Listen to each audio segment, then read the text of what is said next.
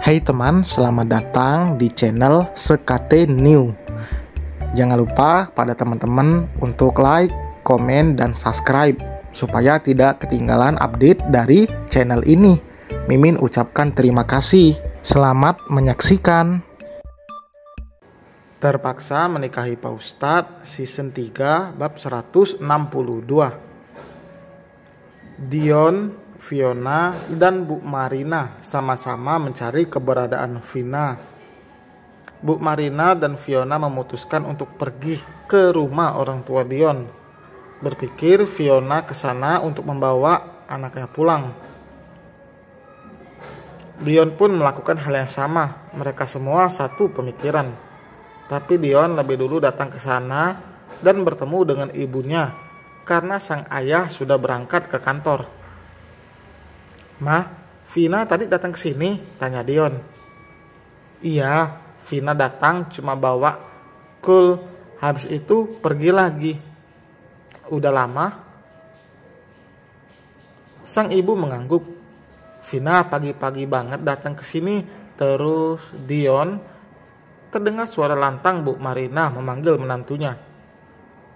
Kedatangan Bu Marina dan juga Fiona tentu mengagetkan Dion dan ibunya. "Di mana kamu sembunyikan Vina?" pekik Bu Marina emosi. Ia sampai mencengkram kerah baju Dion. "Aku nggak tahu, Ma. Aku aja lagi nyari Vina," jawab Dion. "Jangan bohong kamu, Dion." "Tenang, Ma, jangan emosi kayak gini," ujar Fiona mencoba melepaskan cengkeraman tangan ibunya. Akhirnya ibunya Dion menjelaskan tadi Vina sempat datang hanya untuk membawa anaknya. Setelah itu Vina pergi tanpa mengatakan ia akan pergi kemana. Karena kul dibawa oleh Vina membuat ibunya Dion juga tidak memiliki hak untuk melarang. Mereka memutuskan untuk mencari Vina sama-sama. Yang membuat sulit Vina tidak bisa dihubungi. Menelpon polisi pun percuma karena Vina belum hilang 24 jam. Mencoba mencari ke tempat-tempat yang mungkin didatangi oleh Vina. Bahkan menanyai satu persatu teman Vina, tapi mereka belum mendapatkan hasil apa-apa. Bahkan sampai sore tiba, belum ada yang berhasil menemukan keberadaan Vina. Dion sudah terlihat sangat frustasi. Begitu juga Bu Marina, cemas karena Vina pergi dengan membawa anaknya. Dion sudah menghubungi pihak bandara untuk menahan istrinya pergi jika memang Vina akan pergi jauh. "Kita harus cari Vina kemana lagi, Ma? Mama khawatir." Bu Marina menangis di pelukan Fiona. "Insya Allah Kak Vina ketemu. Mama makan dulu ya. Dari pagi Mama nggak makan loh." "Enggak. Kalau Mama sakit gimana Mama nanti mau ikut cari Kak Vina?" Fiona terus membujuk ibunya itu yang akhirnya bersedia untuk makan. Fiona takut nanti malah ibunya yang jatuh sakit karena ini. "Mas, kamu tunggu aja aku pulang ya. Kak Vina udah gak di rumah sakit lagi kok." Fiona mengirimkan pesan pada Akil karena ini jam Akil pulang kerja. Tidak lama pesan balasan masuk. "Ya udah, aku ke rumah Mama kalau gitu. Kalian di sana kan?" "Iya." Fiona tidak mungkin berbohong lagi, apalagi kondisi saat ini sangat tidak baik. Ponsel Fiona kembali berdering. Kali ini nama kakak iparnya tertera di sana. "Vina udah ada, nanti abang bawa Vina pulang." Fiona bernapas lega membaca pesan itu. Ia akan tanyakan nanti di mana dan bagaimana Dion bisa menemukan Vina. Sekarang yang paling penting Vina sudah ketemu. Akil lebih dulu datang daripada Dion yang membawa Fiona pulang. Saat ini Bu Marina tidur setelah tadi diberikan obat karena tensinya langsung naik karena masalah ini. "Sayang, gimana kondisi Kak Vina?" tanya Akil. "Sebenarnya tadi pagi Kak Vina diam-diam pergi ke rumah sakit. Diam-diam pergi dari rumah sakit tanpa bilang-bilang ke siapapun," terang Fiona. "Terus sekarang Kak Vina di mana?" "Tadi Bang Dion bilang nanti dia bawa Kak Vina pulang." Meski kakak iparnya itu sudah melukai hati Vina, dan membohonginya, tapi Fiona yakin Dion tidak akan menyakiti Vina.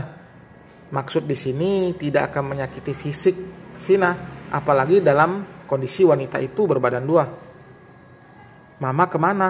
Akil juga terlihat cemas, apalagi mengingat ibu mertuanya. Mama tidur, tadi udah aku kasih obat, tensinya naik.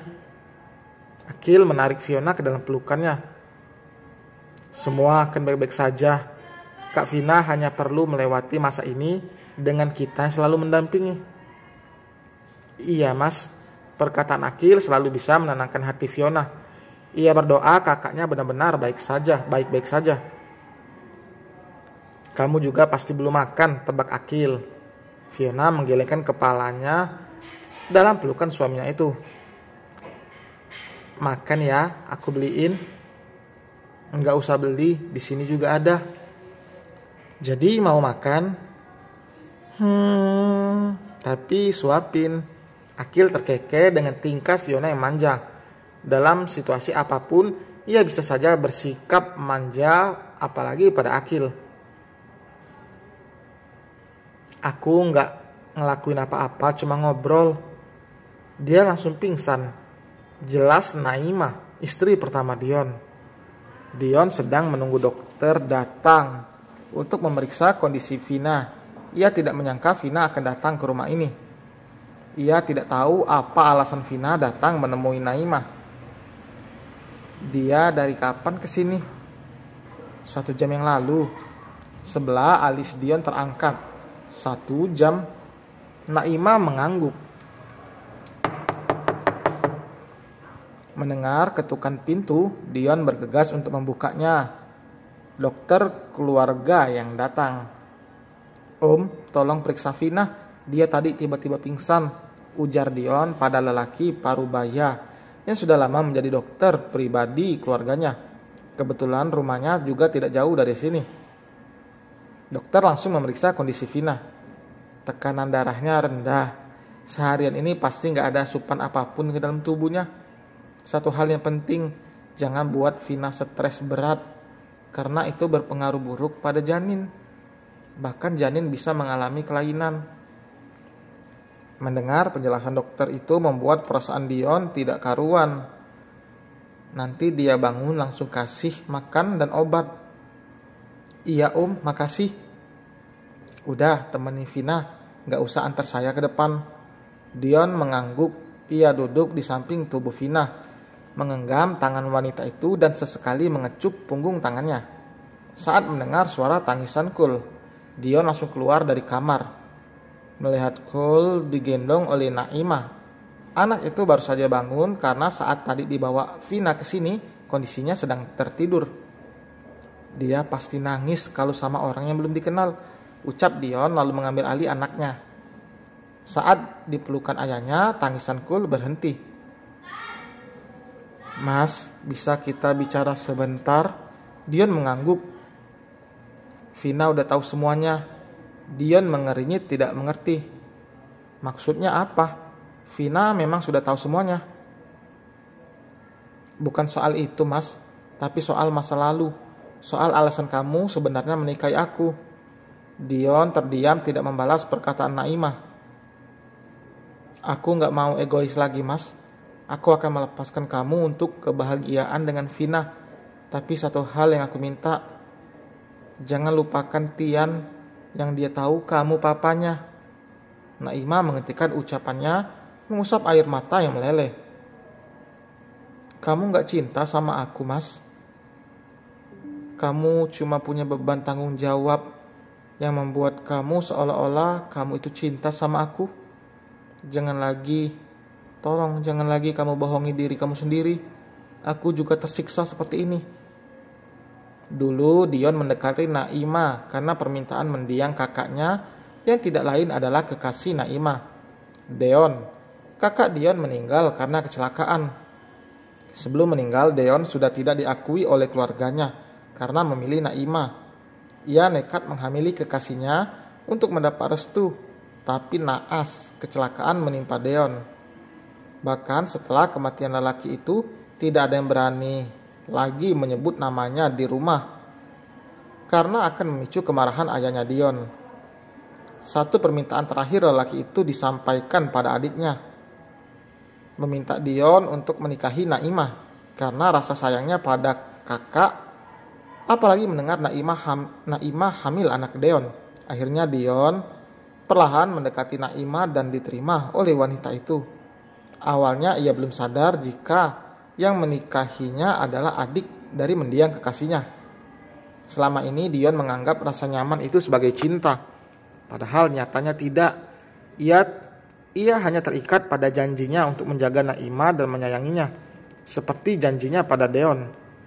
Wajah keduanya mirip meski bukan kembar, hingga orang percaya jika Tian adalah anak Dion padahal bukan. Orang tua mereka tidak tahu jika anak mereka berhubungan dengan wanita yang sama. Sekarang kamu gak usah khawatir dengan janji kamu pada Mas Dion, karena kamu sudah menepatinya. Kamu menjaga aku dan Tian dengan baik. Aku bisa menjaga diri aku sendiri dan Tian sekarang. Aku gak mau merusak kebahagiaan kamu, Mas. Cukup, kamu selama ini banyak berkorban. Dion yang terlihat brengsek itu ternyata sudah mengorbankan kebahagiaannya demi janjinya pada sang kakak. Maaf, hanya itu yang keluar dari bibir Dion. Seharusnya memang dari dulu aku mundur. Naimah sadar jika dirinya tidak benar-benar dicintai, lebih besar dari kasihan Dion padanya. Ia juga tersiksa jika seperti ini terus. Bertahun-tahun dirinya hanya mencintai Dion tanpa lelaki itu benar-benar membalasnya. Bahkan selama bertahun-tahun menikah, bisa dihitung memakai jari beberapa kali Dion menyentuhinya, memberikan nafkah batin. Sekalinya mereka melakukan itu, malah nama Vina yang selalu disebut tanpa sadar oleh Dion. Naimah tidak berani menyinggung soal itu. Menyakitkan bukan? Mereka mempertahankan pernikahan yang menyakiti diri mereka sendiri, dan sekarang Vina juga terseret dan ikut tersakiti.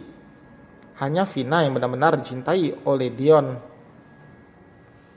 Terdengar suara dari kamar yang membuat Dion buru-buru berjalan ke sumber suara. Vina setengah berbaring, ada pecahan gelas yang ada di lantai. "Kamu kenapa?" tanya Dion. "Haus," Vina berucap lirih, bahkan hampir tidak terdengar. "Jangan kemana-mana, biar aku ambilkan." Dion keluar dari kamar, masih dengan cool digendongnya. Naimah ikut masuk ke dalam kamar tempat Vina. "Aku cuma mau pamit. Maaf karena jadi sumber masalah dalam rumah tangga kalian. Semoga kalian bahagia. Jangan merasa bersalah, karena di sini memang aku menjadi duri dalam kehidupan Dion. Bahkan sebelum kalian menikah, aku ingin kalian bahagia. Dion bertahun-tahun menderita hidup bersamaku, meski tidak pernah sekalipun terucap dari bibirnya. Sebagai wanita, Naimah menyadari dan peka dengan cinta Dion yang sebenarnya semu dan berdasarkan janji dan kasihan. Selesai teman, terima kasih telah mendengarkan. Rahasianya akhirnya terkuak.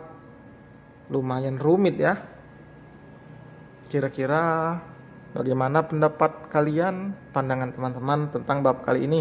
Jangan lupa tulis di kolom komentar ya. Jangan lupa juga subscribe, like. Oke? Kita berjumpa di bab 163 bab berikutnya. Bye.